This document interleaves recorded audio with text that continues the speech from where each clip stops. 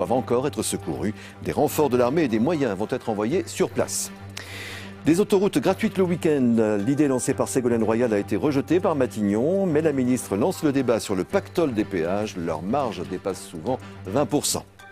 À la une de l'actualité régionale, la centaine de suppressions de postes prévues par le plan de sauvegarde engagé chez Aubert et Duval, des suppressions qui concernent les 2 sites de l'entreprise, Les Ancises et Issoire. Le bois de chauffage, lui, à la côte, c'est ce que semble démontrer une enquête de l'UFC Que Choisir. Les négociants se multiplient et de la bûche traditionnelle au granulé, les modes de chauffage se diversifient. Et puis nous terminerons en swing avec le début ce soir à Clermont de Jazz en tête. Pierre-Olivier Bell, qui suivra pour nous ces 5 jours de festival, nous dira tout sur les 5 soirées de cette 27e édition.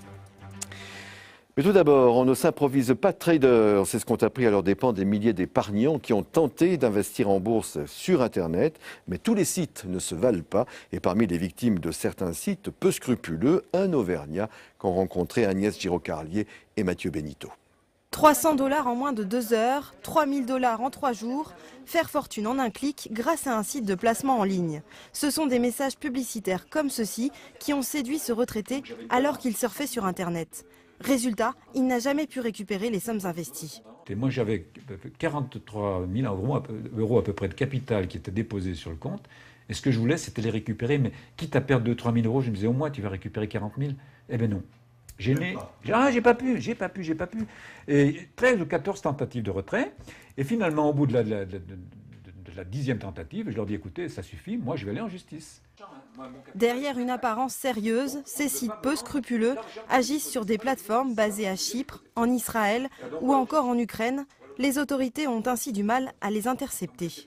Si vous avez le malheur de faire un virement ou de donner vos codes de carte bleue, vous ne reverrez jamais votre argent. Les recours sont extrêmement restreints parce qu'ils opèrent depuis l'étranger et se déplacent très très vite. Pour ce site français de placement en ligne, à l'inverse, le trading à risque concerne une infime minorité de clients. Sur les 600 000, seuls 600 effectuent ces paris spéculatifs. Pour trader sur des produits très risqués, il faut effectivement être aguerri. C'est obligatoire, c'est la réglementation qui l'exige. C'est pour ça que Boursorama fait passer des tests d'aptitude aux clients qui souhaitent trader sur ce type de produits. En 3 ans, plus de 13 000 épargnants ont perdu 175 millions d'euros en investissant sur ces sites. Pour éviter les arnaques, l'autorité des marchés financiers publie une liste noire des sites à absolument éviter. Au chapitre social, une centaine de postes supprimés, c'est selon la CGT ce que prévoit le plan de sauvegarde de l'emploi engagé par Aubert et Duval. Ce plan négocié et signé avec les organisations syndicales arrive à terme à la fin de l'année, du moins son premier volet. Les 2 sites du groupe sont concernés, Les Ancises et Issoire, où une partie des salariés est en chômage partiel depuis le début de l'année. Laurent Pelletier et Frédéric Cuvier. Pour les 1450 salariés du site, c'est bientôt l'heure de connaître les conséquences du plan de sauvegarde de l'emploi engagé sur 5 sites en France par le groupe depuis plusieurs mois. Un plan qui prévoit, selon le principal syndicat majoritaire, de nombreuses suppressions de postes dans le secteur des frais généraux et fonctions support, comme l'informatique, les RH, les finances. En tout, 9 services aux Ancises, cela concerne près de 400 salariés. Nous sommes à 82 suppressions d'emplois pour le site des Ancises et dont 20 sur le site des Issoires. Ça, les 82, c'est dans la première vague et qui va se terminer d'ici la fin de l'année. Et début 2015, il y aura la 2e vague, c'est-à-dire le dernier sous-projet qui concerne le pôle matrissage. Pour le directeur du site, il est encore trop tôt pour connaître en détail le nombre de postes supprimés. Ce plan de sauvegarde se justifie et s'explique au vu de la conjoncture économique. Un plan négocié avec les 3 organisations syndicales afin d'optimiser les coûts et les frais fixes. Dans un groupe comme Aubert et Duval, on peut avoir aussi des opérations de mutualisation, des opérations de regroupement. Donc je pense qu'il ne faut pas voir la notion de suppression de postes au niveau d'un site, il faut voir aussi des mutualisations possibles, donc éventuellement des mutations d'un site à l'autre. Et on est quand même très proches les uns des autres sur le département. Donc je crois qu'il est bien trop tôt pour essayer de donner des chiffres et je ne vous en donnerai pas aujourd'hui. La direction et les syndicats doivent à nouveau se rencontrer d'ici à la fin du mois à l'occasion du prochain comité central d'entreprise du groupe où on devrait en savoir un peu plus sur les conséquences de cette réorganisation et le nombre de salariés touchés. Et de leur côté, les salariés de l'usine Seita de Carquefou, près de Nantes, restent mobilisés pour s'opposer à la fermeture de leur usine. Certains sont même en grève de la faim. Des actions de soutien étaient prévues aujourd'hui sur d'autres sites de la Seita, comme à Rion. Reportage Johanna Gilia et Valérie Riffard. Depuis 9h ce matin, une trentaine de salariés d'Imperial Tobacco à Rion bloquent la production de l'usine.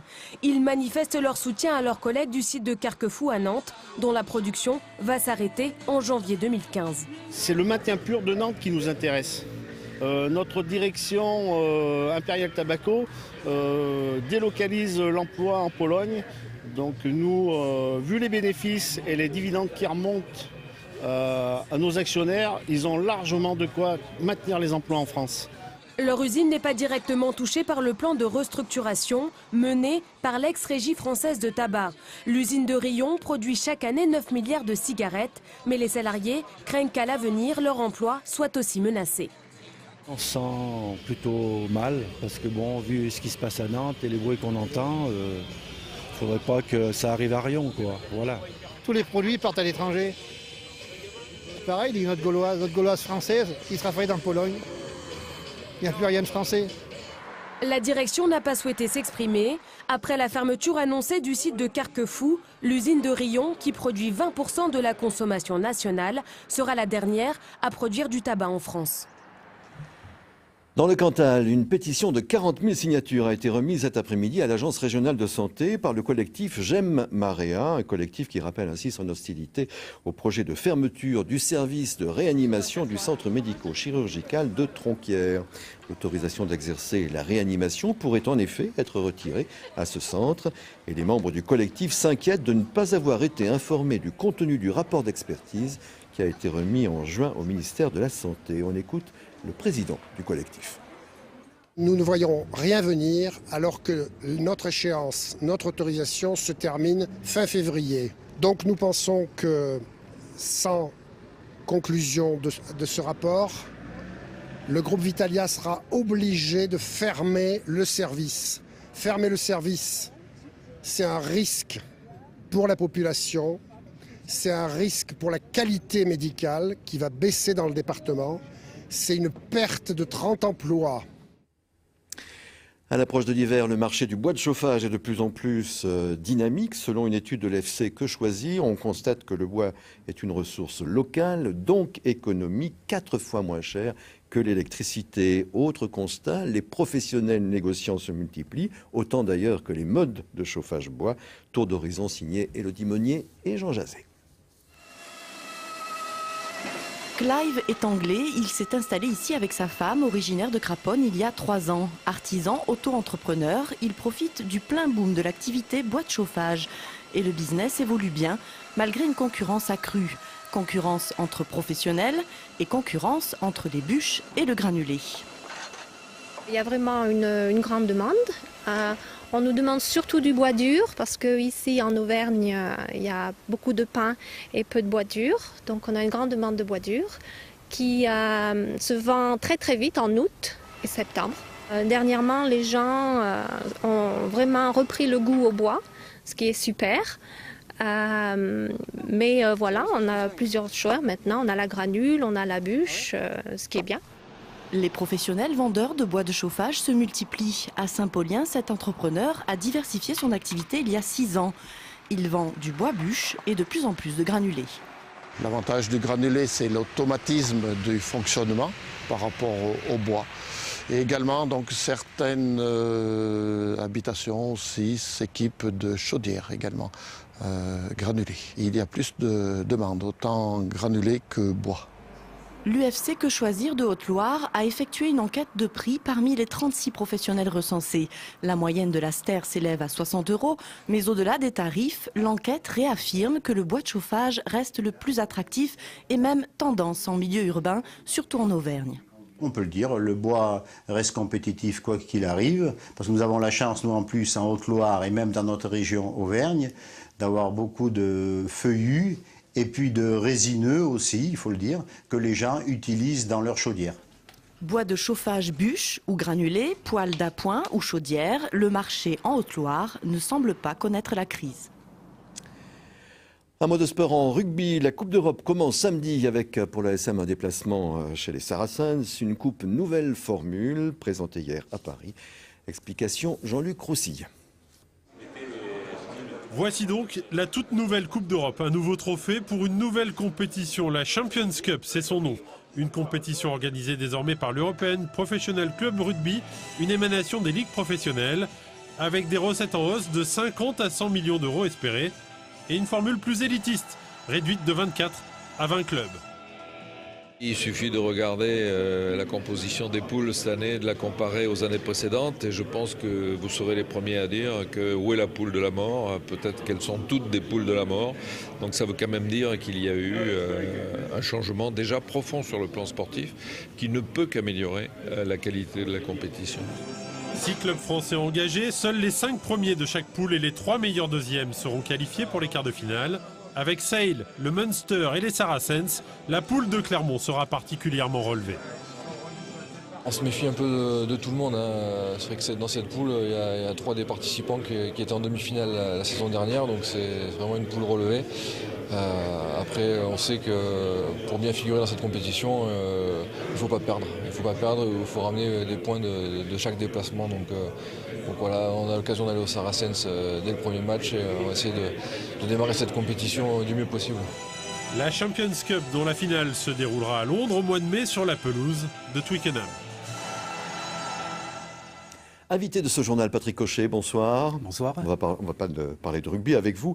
Vous êtes responsable du service photo des archives départementales du Puy-de-Dôme. Alors il y a quelques mois, vous avez reçu dans Une Voix est libre sur la guerre de 14-18. Vous nous aviez dit que vous prépariez un livre sur le Puy-de-Dôme pendant la guerre de 14-18. Il était pour l'automne, et bien l'automne nous y sommes. Et le livre, le voici. Donc le Puy-de-Dôme 14-18, un livre texte et bien sûr photo. Combien de photos ?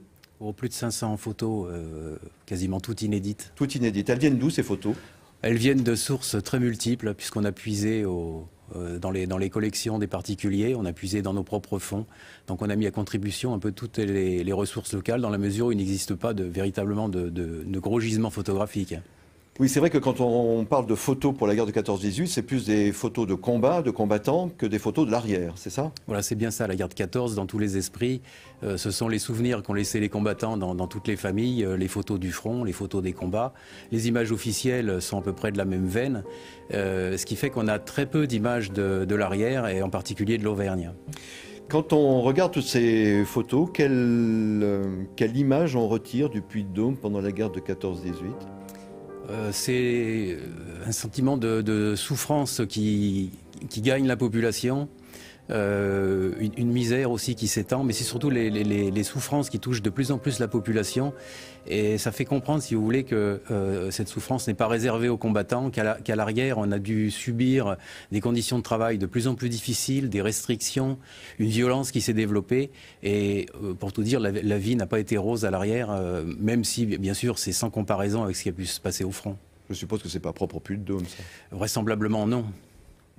Quelle est la photo qui vous a le plus surpris, que vous avez découvert en faisant cette collecte ?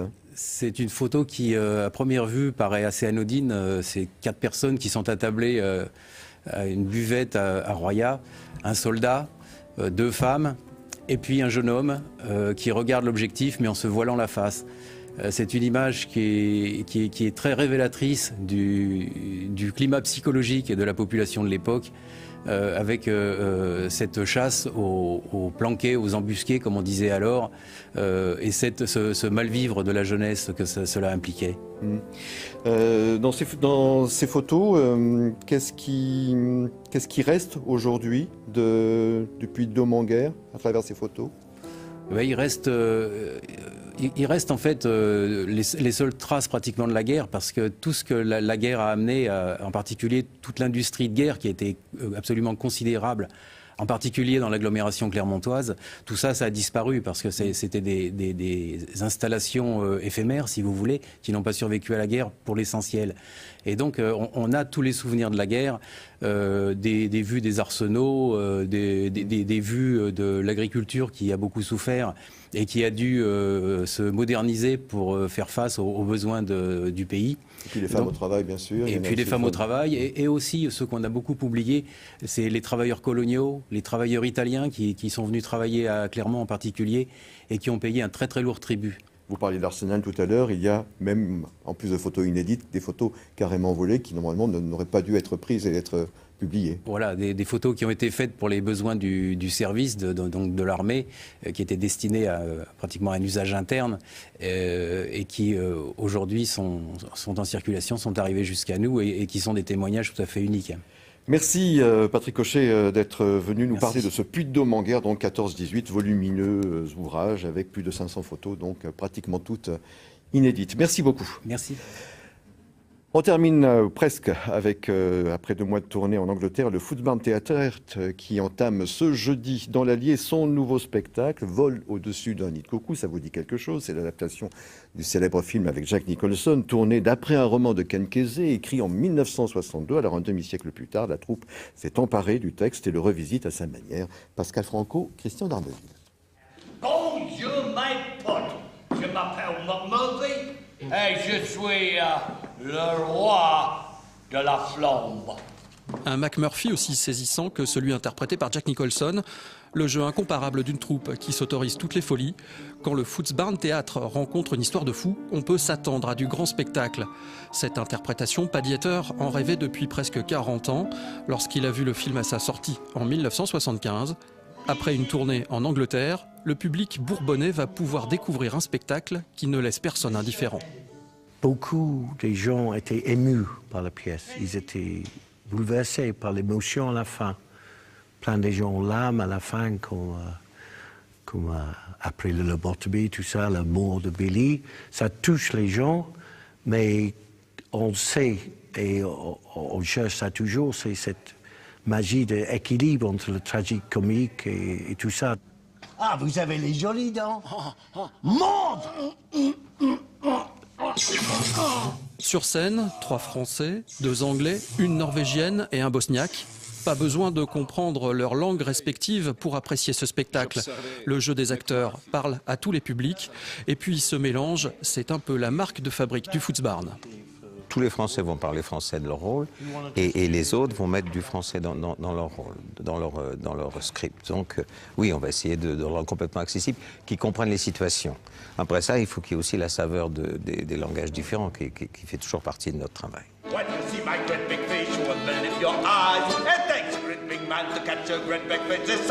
Cette interprétation est aussi une comédie musicale, des chansons qui viennent alléger une œuvre souvent sombre. Avant d'être jouée à Paris et en Suisse, la tournée bourbonnaise du Footsbarn propose une 12aine de représentations dans 5 lieux différents les 3 prochaines semaines. Voilà, et on termine en musique avec la 27e édition de Jazz en Tête qui débute ce soir à Clermont-Ferrand. Un festival de 5 soirées qui mélangent comme chaque année les styles, mais qui programme également des valeurs sûres et des découvertes. Un festival que suivra pour nous notre valeur sûre à nous, Pierre-Olivier Bell, que nous retrouvons pour nous parler un peu de cette 27e édition. Oui, bonsoir Jean-Paul et bonsoir à tous. Nous serons ici à la Maison de la Culture jusqu'à samedi pour vous rendre compte de tout ce qui se passe dans cette 27e édition de Jazz en Tête. Alors, le premier concert, ça sera ici ce soir, mais le festival a commencé dès hier à Rion, au lycée Virlogeux, où 2 jeunes musiciens américains ont rencontré les lycéens. Une rencontre qui commence par Oh and the Saints de Louis Armstrong, et vous allez le voir, les lycéens sont plutôt réceptifs. Okay, like when the Saints go marching in. So he would take that, they would play it, and he'd go.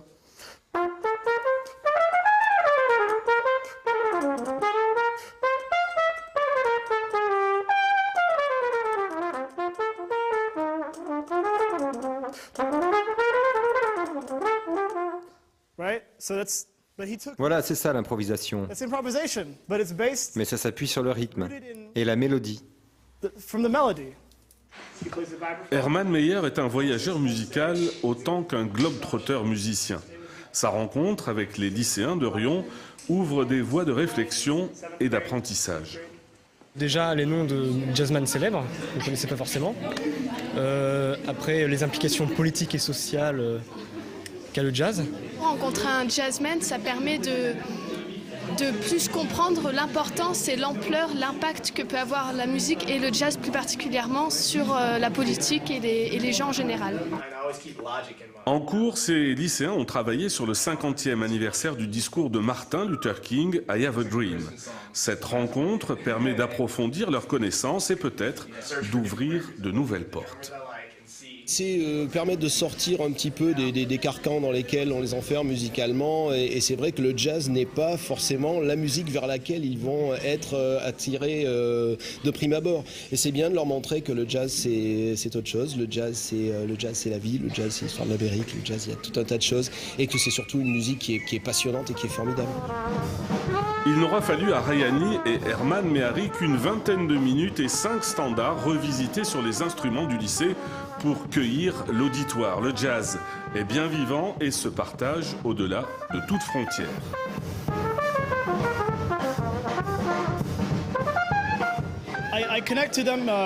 J'arrive à me connecter avec eux parce que je leur parle de choses qui les concernent, de choses auxquelles ils peuvent se rattacher. Certains grands noms, Louis Armstrong, Miles Davis, et l'idée même de l'improvisation, comme je fais maintenant. J'improvise et on se comprend. Les deux compères livreront encore 2 fois cette semaine leur leçon de jazz.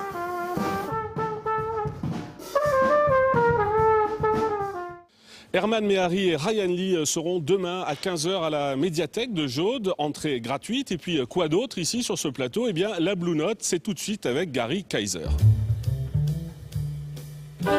Qu'est-ce que c'est la Blue Note? Le Blue Note, ou les Blue Notes, c'est les notes qui frottent un petit peu, mais qui frottent très bien. Et certains musiciens que le Blue Note sort beaucoup plus librement, beaucoup plus joliment que les autres musiciens. Moi, personnellement, je cherche toujours mes Blue Notes, mais on ne parle pas de Blue Note, on les joue. Nous nous retrouvons avec Xavier Felgerol, le directeur artistique de Jazz en Tête. Xavier, bonsoir. Bonsoir. Vous nous avez concocté cette année un petit programme très qualité, un peu moins de quantité par contre. Non, mais on m'a demandé de faire un programme un peu différent. Et ensuite, les dates du festival étaient quand même, comme par extraordinaire, du 14 au 18. 14 au 18, c'est la Grande Guerre. Et c'est aussi l'arrivée du jazz en France et en Angleterre d'ailleurs. Donc il y aura une soirée française, une soirée anglaise. Oui, avec la soirée française avec 2 musiciens qui ont été des prix Django Reinhardt. Et Django Reinhardt est certainement le musicien symbole du jazz français. Et puis deux musiciens anglo-saxons, enfin anglais, qui sont d'origine jamaïcaine d'ailleurs, et qui représentent tout à fait la musique de jazz en Angleterre. Et un petit mot très rapide sur ce soir, le concert. Henry Butler, c'est un grand voyage de la Nouvelle-Orléans à New York. À Broadway. On va en écouter, Xavier, tout de suite un extrait. C'était à la Balance il y a quelques minutes.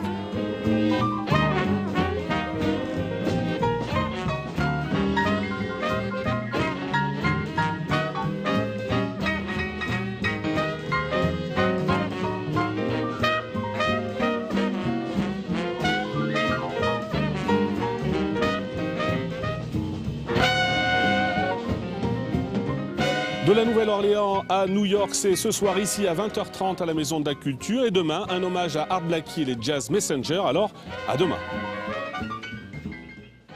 À demain et bon festival. C'est la fin de ce journal. Le prochain rendez-vous, c'est avec Fabien Grandillon dans Soir 3. Demain à midi, ce sera avec Béatrice Nguyen. Et pour ma part, je vous retrouverai demain soir à 19h. Dans quelques minutes, l'édition nationale de ce 19. Merci, très très belle soirée à vous. Et à demain.